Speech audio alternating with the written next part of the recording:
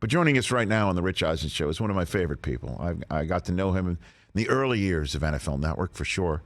And, Peyton Manning is not the only member of the worldwide leader in sports analyst team. I'll conclude him on it with his Manningcast to have been drafted in the 1998 draft. No. Cannot forget the 6th round choice of the Green Bay Packers in that draft.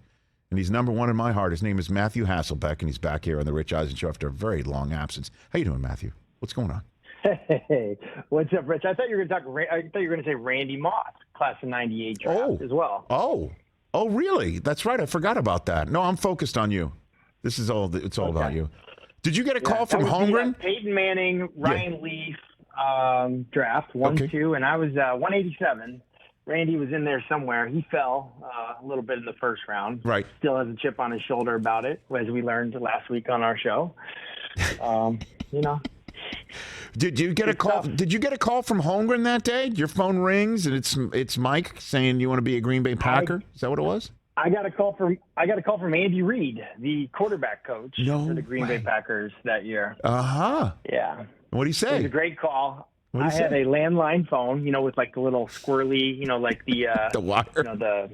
Sure. The squiggly thing. Yeah, right? the squiggly but thing. We also had one other phone. It was a cordless phone. Oh. Okay. And so like when I got a call, I actually got a couple calls. Like Matt Cavanaugh called me. I think he was with the Baltimore Ravens at the time.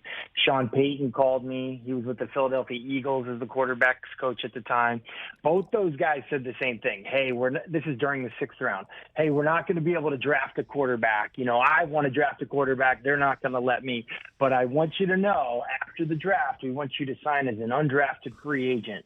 So I was kind of like, well, shoot, man, I guess that's okay. Well, while Sean Payton says that to me, it was like a newer phone. So we had call waiting. Call waiting. Wow. And it says who's calling, and it says Green Bay Packers. So I'm like to Coach Payton, Coach Payton, can you hold on 1 second? I'm getting a call. And the next call I get, it's actually a scout for the Green Bay Packers. He's like, please hold for Andy Reid. So Andy gets on the phone. Long story short, Andy's like, hey, look at the television right now. I'm looking at the ESPN ticker. Mm-hmm. I see my name. I freak out. I throw the cordless phone up. I'm celebrating with my family. Totally forget to go back to Sean Payton on call waiting. And I had actually forgotten about it until about 2 years ago. I saw Sean Payton. He came on our Sunday Countdown show, and he was like, hey, you remember like hanging up on me and never coming back on call waiting, back at the draft? Like, oh man, now that you mention it, I do remember. I was sorry, dude. Like Andy Reid called. I was just so fired up. My bad. So it's like the Geno Smith, they wrote me off. I just never wrote back. That's basically it. You never clicked back. You never clicked back. And honestly, I didn't even know about it. Like, I was so shocked to get drafted. Mm-hmm. Number one, I was shocked to get drafted. And secondly, I was shocked to get drafted by such a good team. Like, the Packers were coming off of their 2nd consecutive Super Bowl. Their quarterback was about to win their 3rd MVP. Like, they didn't need a quarterback. They weren't on a list of teams I thought would even draft me. They had a ton of guys. And, yeah, I'm psyched. It was the best year I ever had. Mike Holmgren was an incredible coach. Obviously, Favre was the starter, but the backup at the time was Doug Peterson.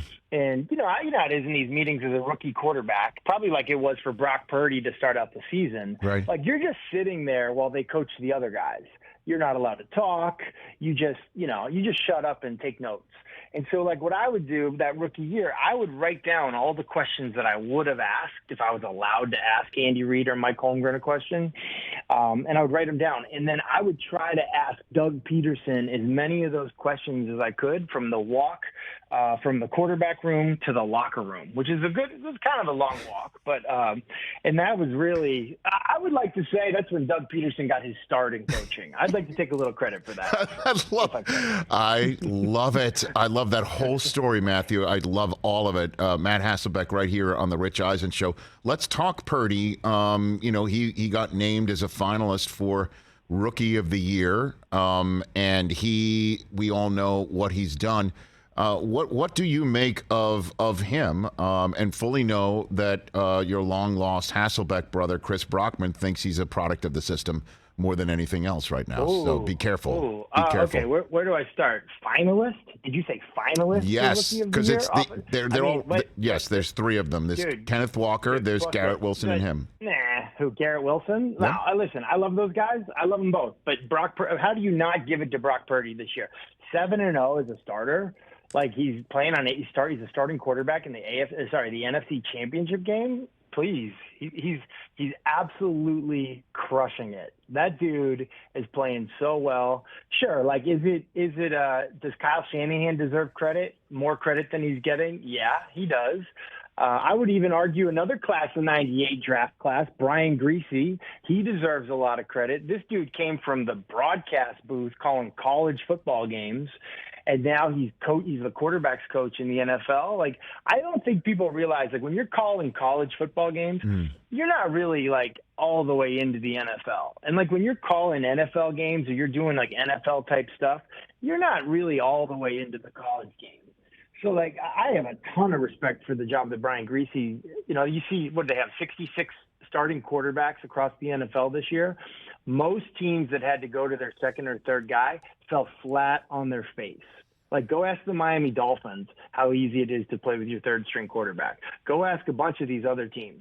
The San Francisco 49ers are playing better right now than they were to start the season with their – I'm so impressed with all of it with the 49ers. It's and Purdy's a great story, one of the best stories of the year. So let's spin it forward. What are the Eagles? We just saw what they did with Daniel Jones. His carriage turned into a pumpkin literally on his first drive. What do you think Purdy's challenges here with Philadelphia in this NFC Championship game, Matthew? Yeah, Philly's a complete team. That's why San Fran's, leaving on Friday, traveling to Philly. This game would be in California, but Philly earned it during the year. They kind of limped into the playoffs just a little bit. But no, listen, Philly's a great team. We talk a lot about Jalen Hurts because I think that's one of the biggest surprises of the year. Him going from so many questions, like, is he a franchise quarterback? Is he going to be the starting quarterback? To now the new question is, should he be the MVP? And I kind of think, like, if he had stayed healthy the whole year, he's right in that mix with Patrick Mahomes as MVP. But no, they're a complete team. Their defense is – I really am a huge fan of Jonathan Gannon, the Eagles defensive coordinator. They have a vision for who they want to be. I think the best thing the Eagles have done, though, they have surrounded Jalen Hurts with a scheme that absolutely complements his skill set. And they've also gone and gotten the players to help him then go and be successful. Like the signing of A.J. Brown, for whatever reason, I don't feel like it got the attention that it deserved. A.J. Brown, to me, is the Derrick Henry version of a wide receiver. Like, he kind of makes everything go. He helps Devontae. He helps Dallas Goedert. He clearly helps the quarterback. And then with that offensive line that Philly has, like, if you have to honor those three guys, those two receivers and that tight end, then they will run it. Like they'll run it for almost 300 yards on you. Like, and you have to honor the quarterback in the quarterback run game as well. So this is just a huge matchup. Great quarterback weekend, great games. I'm sure you agree. No doubt. Matthew Hasselbeck from ESPN, worldwide leader in sports, 18-year veteran, right here on the Rich Eisen Show. Did you ever play with a high ankle sprain, Matt? You know what? I did, back when I played, I don't know if they had invented high ankle sprain. I just remember, like, you hurt your ankle, right? I'm half kidding. I'm half kidding about that. But you know what? There are things you can do for the ankle. And, like, I would just say this, just like, I'm not a doctor, but, like, I got hurt a bunch in my career. I was, backed up Andrew Luck and Brett Favre and guys that played hurt a lot. I would say this is sort of like the thing that I would say to myself about, like, because even as the player, you don't know if you're going to play the next game. You don't know how you're going to be, if you're healthy enough to go. If I was able to finish the game, though, I would say there's a very good chance that I'll be able to start the next one. Like, let's just say it's an ankle sprain or something like that. But if say I got hurt to the point where I wasn't able to finish the game, now I'm I would think of myself more as doubtful to start the next one. So I say that, like, I saw Patrick Mahomes finish that last game. Mm-hmm. He was exceptional at some things. There were a couple things that bothered him kind of unique. Like, obviously, like, runs to the left where you're planting on your right foot to kind of naked bootleg away. That's a problem. Another thing that was ironically a problem for him is quick wide receiver screens to the right. Yeah. For whatever reason, like catching the shotgun snap and then doing that quick, like, shortstop, second baseman, like flip your hips, turn two kind of wide receiver screen, that seemed to really, really bother him, and the throws weren't very good. But he clearly can throw the ball downfield, and Andy Reid has enough play calls to figure out what he's healthy enough to do. Yeah, I saw Collinsworth was on that one, right? Like, as soon as he threw it out to his right, Chris is just like, you could see he hitched it. He didn't get it out to his right because obviously there was a jolt that came from his ankle. So you don't think that's going to be much of a factor then on Saturday? No, because here's what happens, Rich. Here's what happened. I did this a bunch with Mike Holmgren. Like, I'd have an injury, right? Mm-hmm. And I'd go through it, and he'd say, it's that big Andy Reid call sheet, right? You know what it looks like. It looks like a Waffle House menu, right? And you basically say, he says, okay, what on here hurts? Like, what hurts? And I would say, okay, any naked bootlegs to the right, they really bother me. I can't do it. But, hey, I can do naked bootlegs to the left. He'd just take a black Sharpie and he just cross them out. He just cross them out. And so I think what Patrick's going to do is like, hey, coach, under center, any runs to the left, like, they're really hard for me. They're hard for me. But shotgun runs to the left are great. And so, like, I think they'll have a little, like, plan to call plays around the injury. This happens all the time with wide receivers. Let's pretend it's a wide receiver with a right ankle sprain, okay? Mm-hmm. All your slant routes are going to be run from the left side. Any in-breaking route is going to be run from the left side. Any out-breaking route is going to be run from the right side. And so, like, as a defense, like, honestly, you're playing defense for a reason. You're probably not as smart as the offensive guys. A little offense-defense humor there. But, like, after a while, you're like, oh, yeah, he's running all the routes he normally runs. He's running comebacks. He's running out routes. He's running in routes. But if you really studied it, it's like, you know what? All his in routes are from the left side. All his out routes are from the right side. So we do that with wide receivers. Andy Reid is certainly smart enough. Patrick Mahomes is certainly smart enough to do that from the quarterback position as well. Okay. All right. You're making me smarter, Matthew. I feel like my brain is growing right now.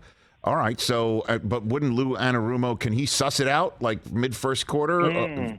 Can he suss out what plays are out and what plays are in and what he's doing? Can that happen? Well, like, even if like, there's still this wow factor for Patrick Mahomes, right? Mm-hmm. Like, even when if you're watching the last game, you're like, oh, look, the guy's playing on one leg. You can't do anything. What's the next thing he does? He does a jump pass. What's the next thing he does? He scrambles on third down and runs it up the middle for a first down. It's like there's just a wow factor with the great quarterbacks of the game. And I would put all three guys, and right now I think Brock Purdy is just hot hand. He almost doesn't know what he doesn't know. All four guys are really, really exceptional this season. And so, I don't know, like, oh, well, Patrick Mahomes can't do this. It's like, oh, yeah, watch me. I'm going to do it. And I kind of feel like for these defensive coordinators, I work with Rex Ryan on Sunday Countdown, and it's hilarious to hear Rex talk about what he would do as a game plan, because he's very, very confident. He knows what he would do, and it's very clear what he would do. And then every once in a while, it'd be a guy, and it's like he'll just throw his hands up like, yes. I mean, there's nothing you can do. Like, there's literally no defense for what just happened. And I kind of think that that's what Patrick Mahomes is as a quarterback. Well, I'm looking at him right now. He's talking to the media as we're talking, Matthew, and he's taking questions from the right and he's taking questions from the left. He's standing at the podium. It looks like he's not leaning to one side. He looks good to me at the podium. Let me say this, Rex. Sorry, Rex. It's okay. It's okay. Rich. I got you mixed up with Rex Ryan. Rich and Rex. I'll accept it.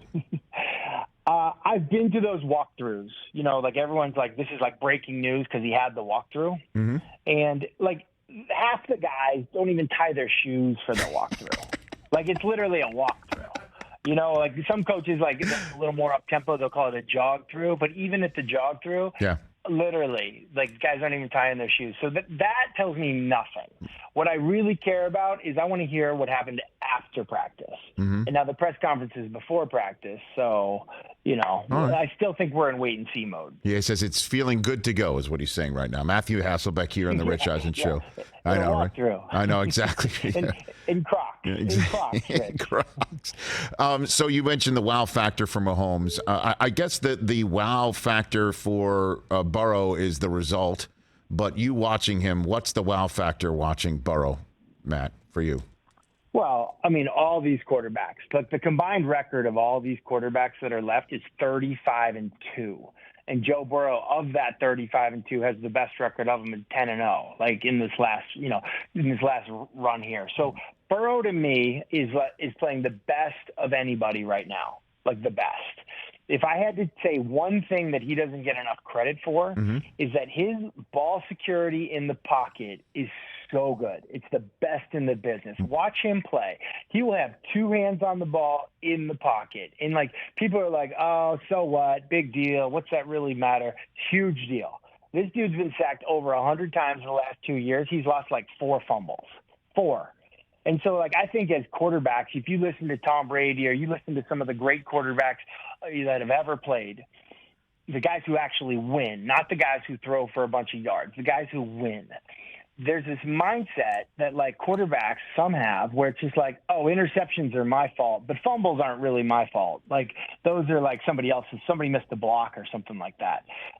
Nah, dude, that's not true at all. What hurts the team more, a sacked fumble back behind the line of scrimmage or an interception that happened 25 yards downfield? And so to me, Joe Burrow, yes, we know how explosive he is, how fearless he is, how fast they start in the first quarter. We know all that stuff. But, the best thing he does is he never gives that defense a short field. He really doesn't. And that is a major factor because some of the most fun guys to watch, Mahomes, Josh Allen, some guys I love to watch, they I don't want to say it, but the ball security is not really the first thing that comes to mind. So what's your prediction for the weekend?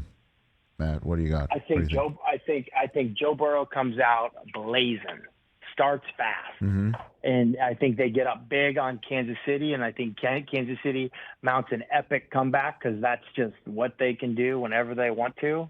And I don't really know. I don't know. I'm not good at playoff predictions, as you know, Rich. But I would say that I think this is going to be. I think you know what I mean. I would say this. Remember, was it last year the Bengals and the Bills? The Chiefs and the Bills had that epic playoff game. I think we all sat back and were like, you know what? If that was the Super Bowl, then that would have been the best Super Bowl I've ever seen. I almost feel like that's what we could say about this AFC game, this Bengals-Chiefs game. I just think it's going to be just such a great game. So did you use your hot mic moment as an excuse to get out of predicting right now? Is that what you just did? If you did, that's next level. That's next level. I didn't know I had a hot mic, number one, but what do you want, a prediction? Yeah. See, this is the thing, Rich. You're a Sunday television on Sunday morning. You do the pregame show. Yeah, so do you. Network. Right. I do the pregame show, Sunday Countdown on ESPN. So we're living the same life in different parts of the. I'm in New York City. You're in LA. Correct. It kind of reminds me of what my relationships were like with guys who played quarterback in the NFL while I did. Yeah. It's hey, I got a ton of respect for you. I know you're doing this thing, but I don't get to watch you at 1:00 on Sunday because I'm playing at 1:00 on Sunday. Right. So it's kind of So I don't know how you do it, but we do game picks on our show. Yeah, we do it. So do we. Yes. Okay, we do it too. So, so I got to put more work in, man. I got to find out how. Like I said, I got to find out. They said the walkthrough went great. Okay, la-di-da. I want to hear how practice went. I want to know how he wakes up tomorrow. I want to know all these things. Sounds just like Kurt Warner. Kurt hasn't gotten all the information. That's what he does too. You quarterbacks, man. Yeah, he hasn't got all the information yet. He can't do it just yet. He's not ready for it yet. Well, I could do it, but rather than I want to give you I might change my mind by Sunday morning. Okay. Or actually, I think we're on later this week, 12-3, so it's kind of nice. Get to sleep in. Oh, my gosh. Maybe take a little run around New York City, Teddy Bruschi. Are you serious? Are you serious? Get a croissant. Are you serious? You're only doing a 3-hour show. We're doing 6. Matthew, are you serious? Well, Are you really? Sometimes less is more. Sometimes, honestly, a 6-hour show, ain't nobody got time to watch a 6-hour show. My mom wouldn't even watch me on a 6-hour show, 6 hours? When do you go to the bathroom? How is Betsy doing? How is she doing? How's the whole fam? Everybody good? She's great. Everybody's great? She'll always comment on my outfit. I don't know if, like, your family does this. Yeah. My mom will be like, fix your tie, or, okay. I love this shirt that you're wearing, or, I don't know what, stuff. It's very fun. I guess that sounds like. Though, like one time, my IFB, like the earplug that goes in your ear. Yes. I know you know that, but if people don't know, one time it was like hanging out loose, like just like dangling there, like I had like an earring or something. Yes. And my mom texts me and tells me, and I look at the people I work with, like not one of them, not Randy Moss, not Rex Ryan, not Samantha Ponder. No one was in. Like I'm like, none of you guys are gonna say anything. Literally had like a 10-minute conversation with Adam Schefter. I'm like, dude, you weren't gonna say anything about this like earring hanging out of my ear?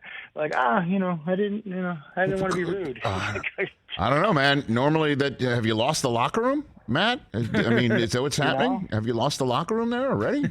I mean, gosh, come on now. Good question. Just asking. It's a fair point. Now I'm insecure. Well, don't be. You got the morning off Sunday. Come on, man. 3 hours. Let's go. Come on. I come out of the smoke at 9 a.m. Eastern. Rich, who are you going with? Who are you picking? I haven't figured that out yet, Matt. I've got to look at the film. I've got to figure out the practice. I chose Chad Henne. They say anything is possible. Anything is, ladies and gentlemen. I could do the veteran move and say, well, I chose the Niners and the Chiefs on Thanksgiving, so I've got to stick with it. But I'm thinking of flipping. I'm thinking of Burrow versus Eagles. Burrow versus Eagles. Oh, and by the way, just so you're aware, Mahomes just stepped down from the podium. He went to his left. What does that mean? Ooh. When he went to his left, when he stepped away from the podium, he went to his left. You know how I'm really going to do my game pick if I'm being totally honest with you, Rich? Please. I'm thinking about which fan bases do I want to be in Glendale, Arizona with for Super Bowl week. Uh-huh. So like, do I want Bengals fans who were pretty awesome last year in LA, by the way? Yep. Like, Bengals fans, they showed out. It was pretty good. But then, like, could anybody really top the Eagles fans? Really? I mean, that's like, but then like, the faithful, the Niners faithful, the Niner strong, gang, Chiefs, they're just like the Patriots. They're just kind of like used to being down there. So what's your choice there? I'm curious. What's your choice there? Now that you're offending human beings and fan bases that get all riled up, what's your choice there? No, it's more. I'm not offended. I'm like just more like complimentary. Oh, there you go. My bad. My bad. They're very different fan bases, though, right? Like I know. Don't know. Just that's what's going to go into it. I don't know if you have a favorite fan base or no. I like them all 32. I'm not very discerning, man. Politician. Thank you. You're a politician. Thank you. You're a man of the people. Kissing babies. That's all I'm doing. Say hi to everybody for me. Say hi, and that's very Saturday Night Live. Say hi to your mother for me. Say hi to the whole family, and say hi to everyone at ESPN.